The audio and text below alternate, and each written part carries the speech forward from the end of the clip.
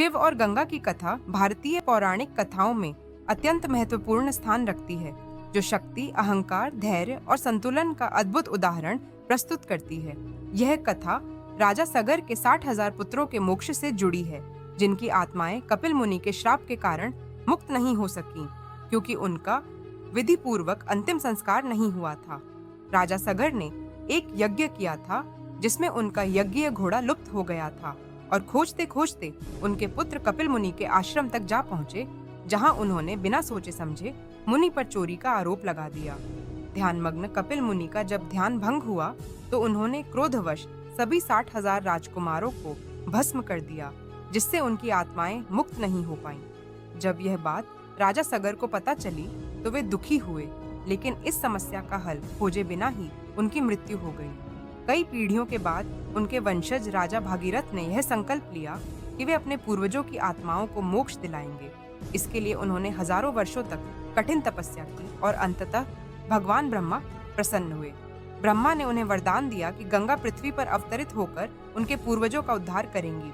लेकिन समस्या यह थी कि गंगा स्वर्ग की नदी थी और उनका प्रवाह इतना तीव्र था कि यदि वे सीधे पृथ्वी पर गिरती तो पृथ्वी इस वेग को सहन नहीं कर पाती और संपूर्ण सृष्टि नष्ट हो सकती थी।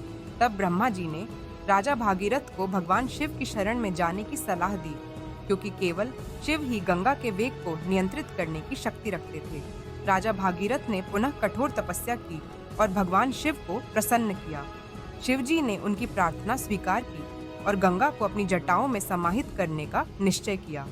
जब गंगा स्वर्ग से पृथ्वी की ओर अवतरित होने लगी, तो उन्होंने यह सोचा कि वे अपनी प्रचंड जलधारा से पूरे संसार को भर देंगी। लेकिन भगवान शिव ने उनकी इस उद्दंडता को समझा और उनके अहंकार को नियंत्रित करने के लिए उन्हें अपनी जटाओं में उलझा लिया। गंगा ने पूरा प्रयास किया कि वे मुक्त होकर स्वतंत्र रूप से पृथ्वी पर प्रवाहित हो सकें, लेकिन शिव जी की जटाओं में वे उलझ कर रह गईं। यह देखकर गंगा को अपनी भूल का एहसास हुआ और उनका अहंकार समाप्त हो गया। जब वे पूरी तरह से विनम्र हो गईं, तब भगवान शिव ने अपनी जटाओं को धीरे धीरे खोलकर गंगा को पृथ्वी पर प्रवाहित किया।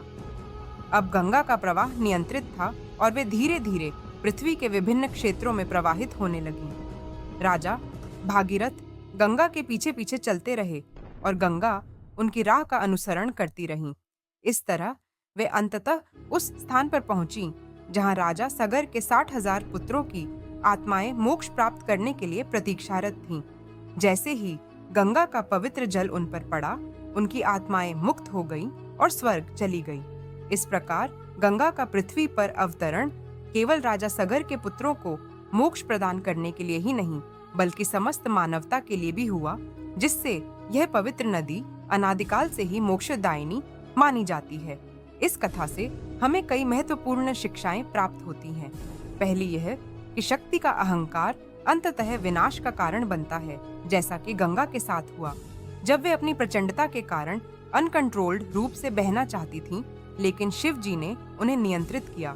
दूसरी शिक्षा यह है कि कोई भी शक्ति यदि संतुलित न हो तो वह विनाशकारी हो सकती है, लेकिन जब उसे उचित मार्गदर्शन मिलता है तो वह जीवनदायिनी बन जाती है। तीसरी शिक्षा यह है कि शिव जी केवल संहार के देवता नहीं, बल्कि संतुलन के भी प्रतीक हैं, जिन्होंने गंगा के वेग को नियंत्रित करके पृथ्वी को विनाश से बचाया। चौथी और सबसे महत्वपूर्ण सीख यह है कि सच्ची निष्ठा और तपस्या का फल अवश्य मिलता है, जैसा कि राजा भागीरथ के प्रयासों से सिद्ध हुआ। उन्होंने अपनी तपस्या और समर्पण से असंभव कार्य को संभव कर दिखाया। गंगा के पृथ्वी पर अवतरण की यह कथा दर्शाती है कि शक्ति को नियंत्रित करना अत्यंत आवश्यक है, क्योंकि जब शक्ति अहंकार के साथ प्रयोग की जाती है तो वह विनाश लाती है, लेकिन जब उसे धैर्य और संतुलन के साथ संभाला जाता है तो वह सृजन और मोक्ष का कारण बनती है। इसीलिए भगवान शिव को गंगाधर कहा जाता है, क्योंकि उन्होंने गंगा को अपनी जटाओं में धारण करके पृथ्वी को महाविनाश से बचाया और हमें यह सिखाया कि किसी भी शक्ति का उपयोग तभी सार्थक होता है जब उसे उचित रूप से नियंत्रित किया जाए।